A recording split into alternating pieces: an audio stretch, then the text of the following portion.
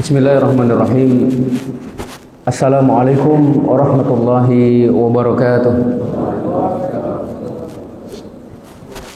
Alhamdulillahilladzi nahmaduhu wa nasta'inuhu wa nastaghfiruh wa na'udzu billahi min shururi anfusina wa min sayyiati a'malina. May yahdihillahu fala mudilla lahu wa may yudlilhu fala hadiya lahu. Asyhadu an la ilaha illallah wahdahu la syarika lah wa asyhadu anna Muhammadan abduhu wa rasuluhu la nabiyya wa la rasula ba'dah. Fa inna asdaqal hadithi kitabullah wa khairul hadi Muhammadin sallallahu alaihi wasallam wa syarrul umuri muhdatsatuha fa inna kulla muhdatsatin bid'ah wa kulla bid'atin dhalalah wa kulla dhalalatin finnar, amma ba'd. Hadirin bapak-bapak dan ibu-ibu jamaah Masjid As-Salihin yang dimuliakan Allah Subhanahu wa taala. Kita bersyukur kepada Allah atas karunia dan nikmat-Nya lah kembali Allah mempertemukan kita untuk sama-sama tawasau bil haq dan tawasau bis sabr. Setelah sebelumnya kita mendirikan satu ibadah paling istimewa setelah tauhid, itu adalah salat secara berjamaah. Semoga apa yang kita kerjakan ini menjadi penyebab terhindarnya kita dari kerugian, bukan hanya rugi di dunia, akan tetapi sampai terbebasnya kita dari kerugian di akhirat. Karena sesungguhnya Allah Subhanahu wa taala hanya mengecualikan orang-orang beriman, beramal soleh, saling tawasau bil haq dan tawasau bis sabrlah yang akan selamat dari kerugian. Ayuhal ikhwah hafizakumullah. Pada kesempatan kali ini insyaallah kita akan membahas satu tema berkaitan dengan interaksi Rasulullah sallallahu alaihi wasallam terhadap orang-orang yang terjerumus ke dalam dosa. Kita tahu bahwasannya manusia memiliki satu sifat yang melekat pada dirinya. Sifat itu adalah lupa. Sumiyal insanu insanan linisyihi. Manusia dinamakan insan karena memang memiliki sifat lupa. Nabi Adam alaihi salam pun pernah lupa sehingga keturunannya pun lupa. Dan tidak terlepas siapapun yang namanya manusia pasti pernah lupa. Nah, di antara penyebab lupa ini seseorang terjerumus dalam perbuatan dosa. Atau ketika seseorang terhasut oleh godaan setan, mengikuti hawa nafsu, tergiur oleh syahwat dan juga oleh syubhat, maka dia terjerumus dalam perbuatan dosa. Nah, Bapak sekalian yang dimuliakan Allah Subhanahu wa taala, Rasulullah sallallahu alaihi wasallam juga menegaskan, kullu bani Adam khata'un. Setiap keturunan Nabi Adam itu pasti pernah memiliki dosa, pernah melakukan dosa. Wa khairul khata'ina at-tawwabun. Dan sebaik-baik orang yang pernah terjerumus ke dalam dosa adalah mereka yang bertaubat pada Allah Subhanahu wa taala. Berarti Bapak sekalian, terjerumus ke dalam dosa bukanlah merupakan sebab inti yang menjadikan seseorang terhina di hadapan Allah jika dia bertaubat. Namun yang akan menjadikannya terhina adalah ketika dia terjerumus dalam dosa dan dia tidak pernah keluar darinya. Dia tidak bertaubat, tidak memohon ampun kepada Allah atas apa yang menimpanya. Nah, Bapak sekalian, kita tahu bahwasannya generasi paling mulia di kalangan manusia adalah generasi yang bersama Rasulullah sallallahu alaihi wasallam. Mereka adalah generasi yang paling mendalam ilmunya, paling lembut hatinya, paling memahami agama, paling dekat dengan Rasul, paling cinta Allah dan Rasul. Dan mereka juga adalah termasuk generasi yang apabila dipanggil oleh Allah dan Rasul, merekalah menjadi generasi pertama kali ataupun yang pertama memenuhi panggilan tersebut. Jika ada perintah, mereka akan berusaha menjadi orang yang pertama mengerjakannya. Jika ada larangan, mereka akan menjadi orang yang pertama meninggalkannya. Mereka adalah generasi yang mengagungkan syariat, mengagungkan perintah dan larangan Allah Subhanahu wa taala. Namun ternyata walaupun keadaan secara umum seperti itu, ada saja di antara mereka yang ternyata digelincirkan oleh setan sehingga terjerumus ke dalam dosa. Ada saja di antara mereka yang ternyata mengikuti hawa nafsunya pada waktu itu, namun mereka adalah generasi yang senantiasa segera sadar dari apa yang mereka lakukan, dari kesalahan yang mereka perbuat, sehingga mereka tidak lama dalam melakukan dosa tersebut. Mereka bersegera untuk memohon ampun dan bertaubat kepada Allah Subhanahu wa taala. Maka dalam kesempatan kali ini mari kita melihat beberapa interaksi Rasul sallallahu alaihi wasallam dengan orang yang terjerumus ke dalam dosa. Tentu orang di sini adalah sebagian para sahabat radhiyallahu anhum. Bapak sekalian yang dimuliakan Allah Subhanahu wa taala, di antara keistimewaan para sahabat ketika mereka melakukan dosa, mereka memohon ampun kepada Allah dan mereka langsung datang kepada Rasul agar Rasulullah sallallahu alaihi wasallam memohonkan ampun bagi mereka kepada Allah. Allah Subhanahu wa taala berfirman, "A'udzubillahi minasyaitonir rajim. Walau annahum idzalamu anfusahum ja'uka fastaghfirullaha wastaghfara lahumur rasulu lawajadullaha tawwabar rahima." Dan seandainya mereka, para sahabat, mendolimi diri mereka sendiri, dolim di sini adalah melakukan perbuatan dosa. Nah, ketika mereka melakukan perbuatan zalim terhadap diri mereka sendiri, mereka datang kepadamu wahai Muhammad sallallahu alaihi wasallam. Kemudian mereka memohon ampun kepada Allah dan Rasul pun memohonkan ampun bagi mereka, niscaya mereka akan mendapati Allah Maha penerima taubat lagi Maha penyayang. Jadi para sahabat yang melakukan dosa pada waktu itu datang kepada Rasul agar Rasul memohonkan ampun kepada Allah untuk mereka. Jadi bukan Rasul yang mengampuni dosa mereka, karena bukan hak Rasul mengampuni dosa. Dan berbeda ya dengan pemahaman kelompok di luar itu, Bapak sekalian, kalau melakukan dosa datang kepada seseorang nebus dosanya berapa juta gitu.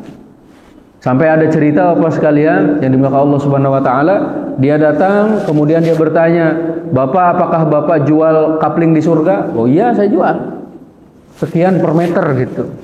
Tapi dia bertanya, "Saya tidak mau membeli kapling surga. Apakah Bapak jual kapling di neraka?" Kaget dia. Selama ini nggak pernah jualan kapling di neraka Bapak sekalian. Tapi karena ada yang nawar, akhirnya dia bilang, "Ya sudah, saya jual kapling di neraka." Masya Allah.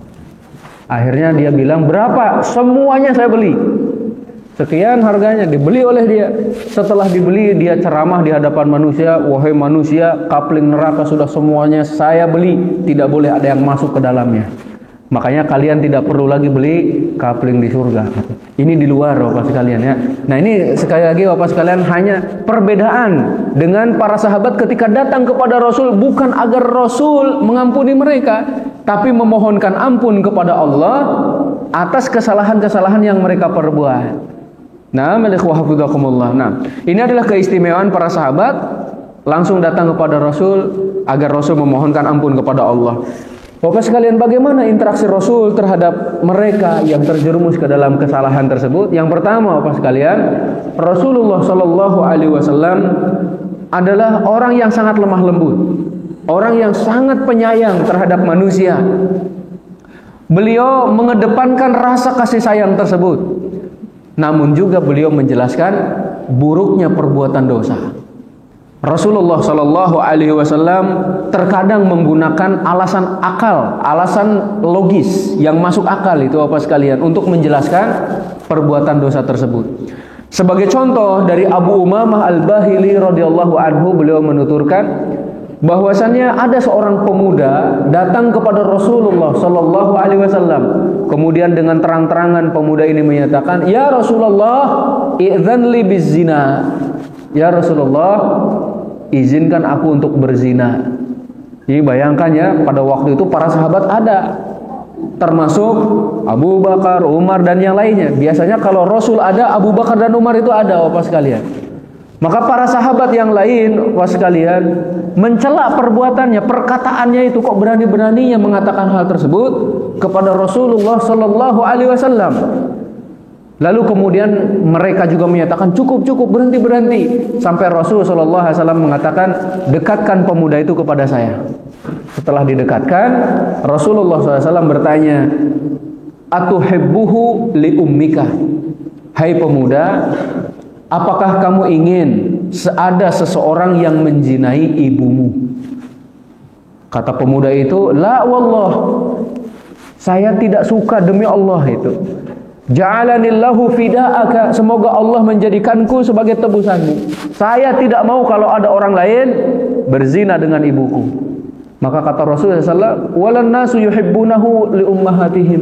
Begitu pula manusia tidak suka kalau ada orang yang berzina dengan ibunya.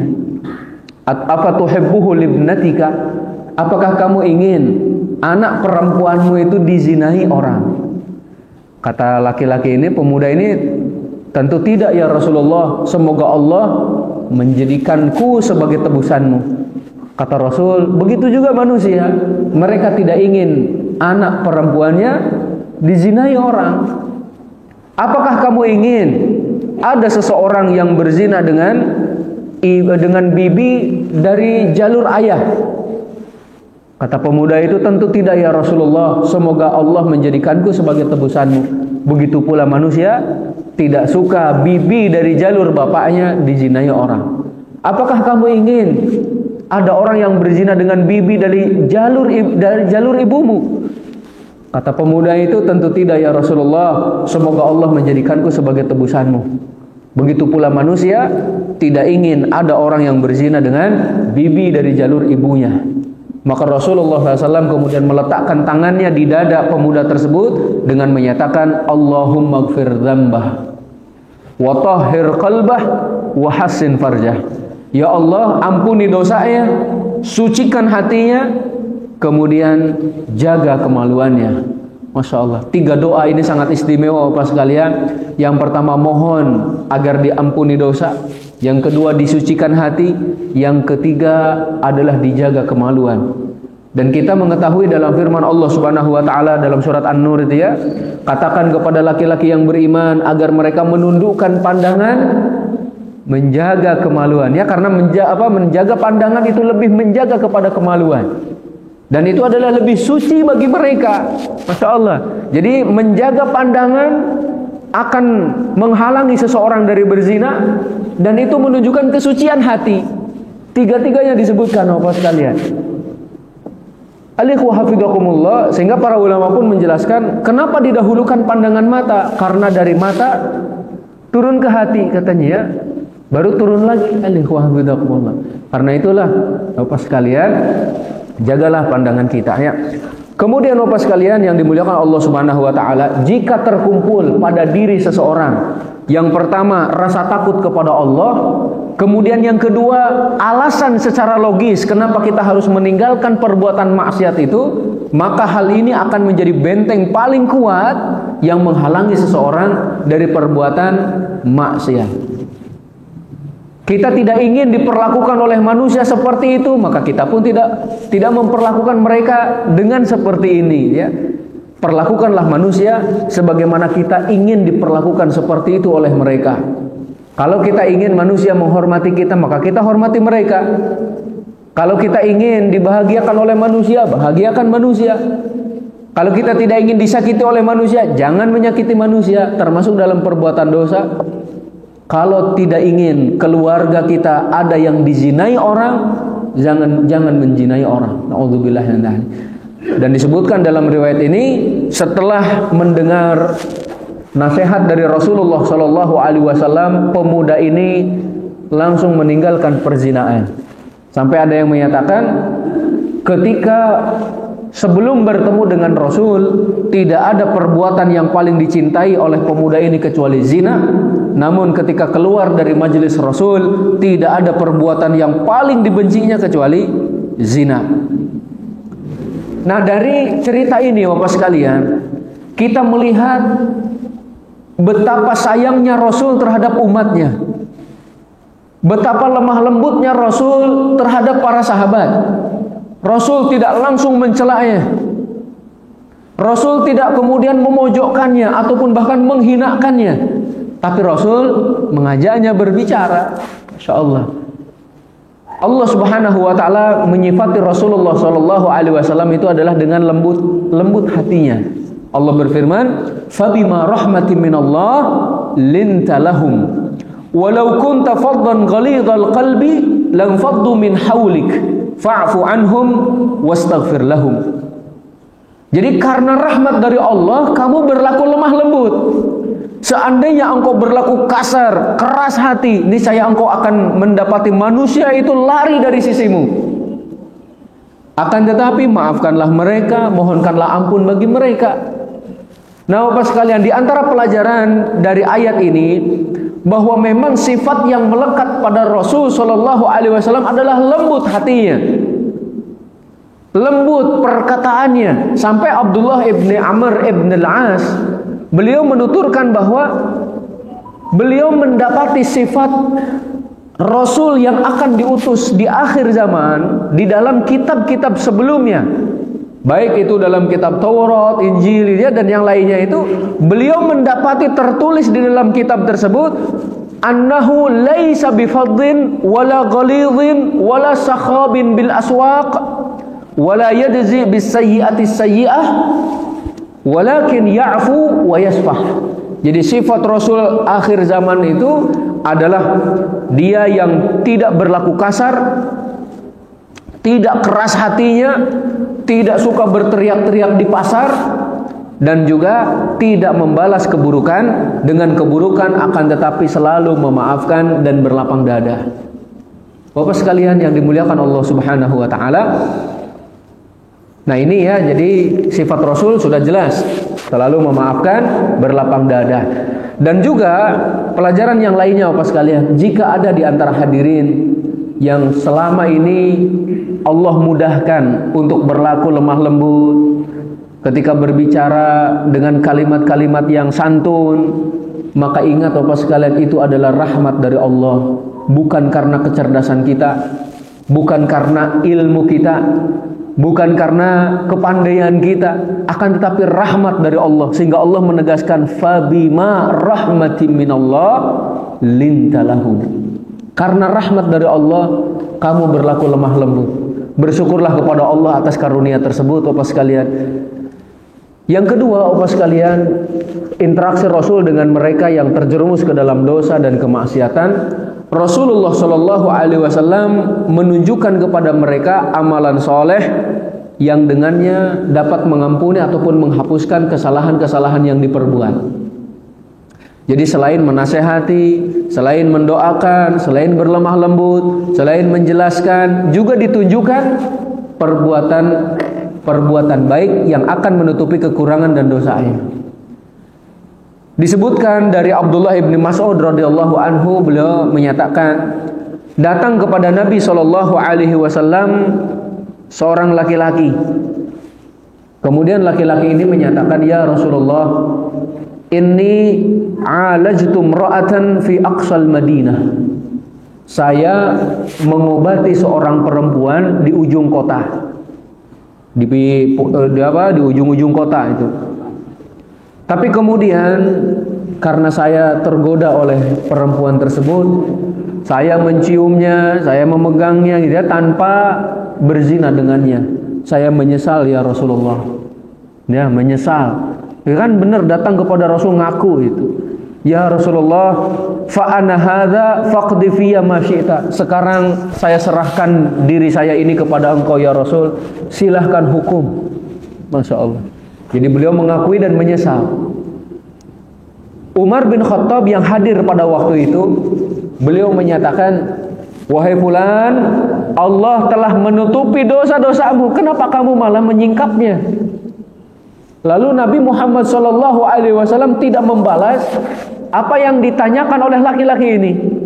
Karena tidak dijawab juga pertanyaannya, laki-laki ini beranjak pulang, diikuti oleh Rasulullah SAW sambil dipanggil, wahai fulan. Yes. Setelah dipanggil itu Rasulullah SAW membacakan ayat, wa aqimis salata tarafayin nahar wa zulafan minal lail innal hasanati yudhibnas sayyi'at dzalika dzikra lidzakirin. Dirikan sholat olehmu di penghujung siang, di akhir-akhir malam, karena sesungguhnya kebaikan itu akan menghapuskan kesalahan. Itu adalah peringatan bagi orang-orang yang ingat.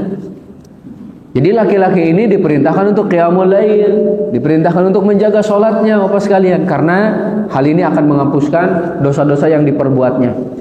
Para sahabat bertanya, "Ya Rasulullah, apakah ayat ini khusus untuk laki-laki itu ataukah umum?" Rasulullah SAW menjawab, "Bal linnasi kafah." Ayat ini berlaku untuk semua manusia yang terjerumus dalam dosa dan kemaksiatan. Lakukan amal soleh, diantaranya adalah sholat.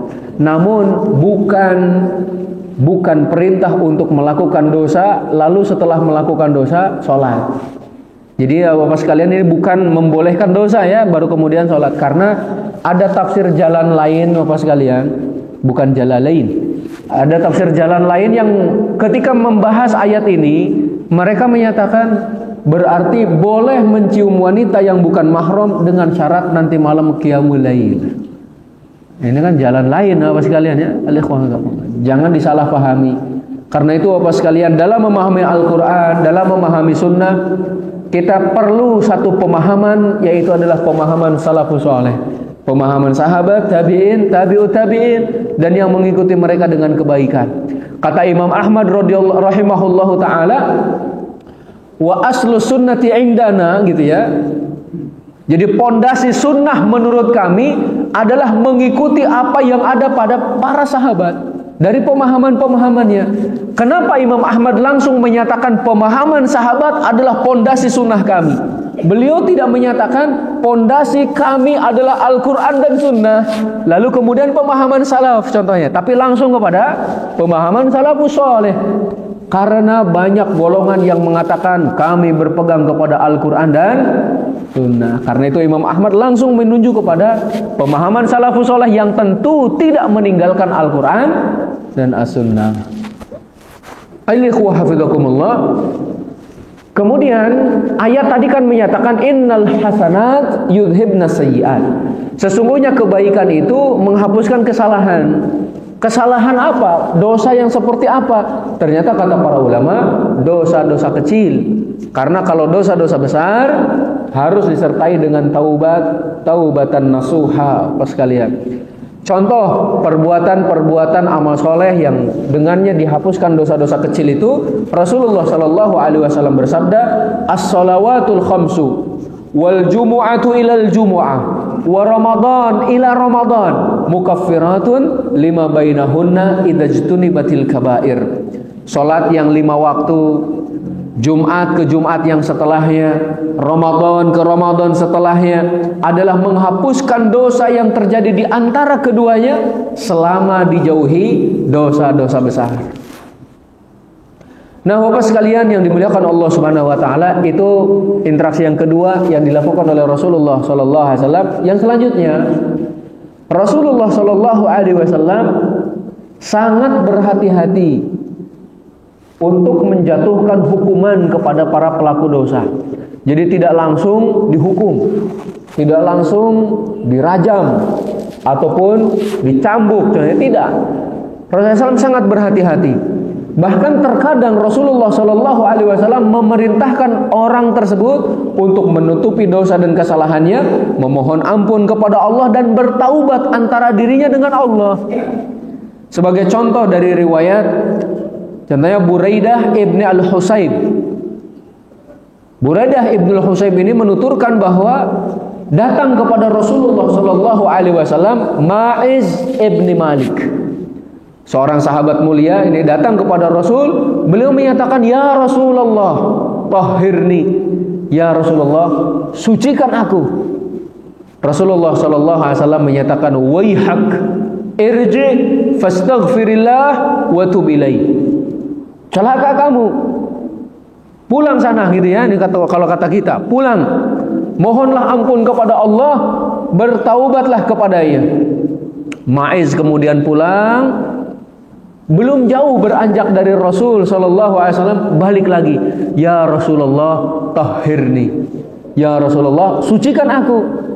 Kata Rasulullah sallallahu alaihi wasallam, "Waihak, irji fastaghfirillah wa tub ilaih." Celaka kamu, pulang sana. Mohon ampunlah kamu kepada Allah dan bertaubat kepadanya.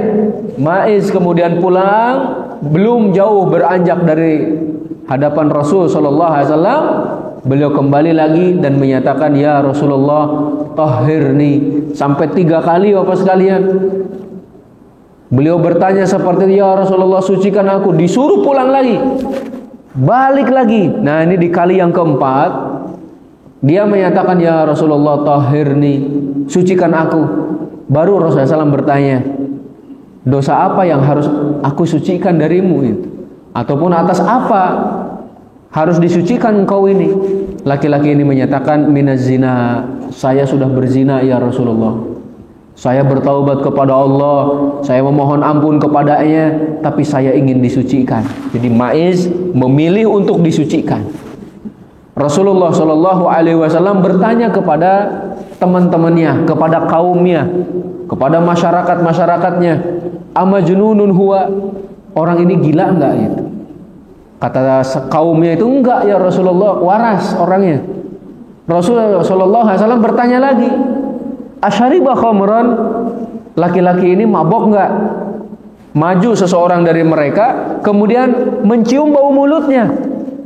Kata sahabat tersebut, "Ya Rasulullah, tidak ada bau khamr dari mulutnya itu." Jadi kalau dulu kan dari bau mulut, kalau sekarang dari tes urin katanya ya, bisa. Likhwah fidaqullah, kata sahabat tadi, dia tidak mabok ya Rasulullah, tidak ada bau-bau khamr. Rasulullah SAW kemudian bertanya kepada Maiz ibn Malik, "La'allaka qabbalta?" Mungkin kamu hanya mencium, kata Rasul. "Au ghamazta?" atau kamu hanya sekedar memegang, atau kamu hanya sekedar melihat. Intinya kamu enggak berzina gitu. Kata sahabat ini, kata Maiz ibn Malik, "La ya Rasulullah, tidak ya Rasulullah, saya benar-benar berzina." Maka Rasul SAW bertanya lagi, "Hal ahsanta?" Kamu sudah nikah belum? Dia menjawab, "Sudah ya Rasulullah." Maka Rasulullah memerintahkannya untuk dirajam. Dibawalah Maiz ibn Malik ini ke Baqi' al-Gharqad. Tidak diikat, tidak pula dibuatkan lubang. Karena biasanya kalau yang dirajam itu kan dibuatkan lubang, kemudian dia masukkan sedada, dikuburin ya sedada, baru dilempari. Nah ini Maiz tidak diikat, tidak pula dikubur. Dilempari pakai tulang belulang, batu, kemudian juga tanah liat, tembikar. Pokoknya yang ada dilempari. Begitu ada batu mengenai kepala Maiz bin Malik, dia kesakitan, lari Bapak sekalian. Dikejar oleh para sahabat. Sampai kemudian di daerah Erdul Harrah ya, sampai di daerah sana dia berdiri, dilempari oleh para sahabat dengan menggunakan batu-batu yang ada di sana sampai kemudian meninggal dunia. Diceritakanlah hal ini kepada Rasulullah Sallallahu Alaihi Wasallam, bahwasanya ketika dia merasakan kesakitan di tubuhnya karena batu-batu yang mengenainya, dia lari. Kemudian kami kejar ya Rasulullah. Kata Rasulullah Sallallahu Alaihi Wasallam, "Halla taraktumuhu?" Kenapa kalian tidak biarkan saja dia lari? La'allahu ayyatuba fayatuballahu alaihi.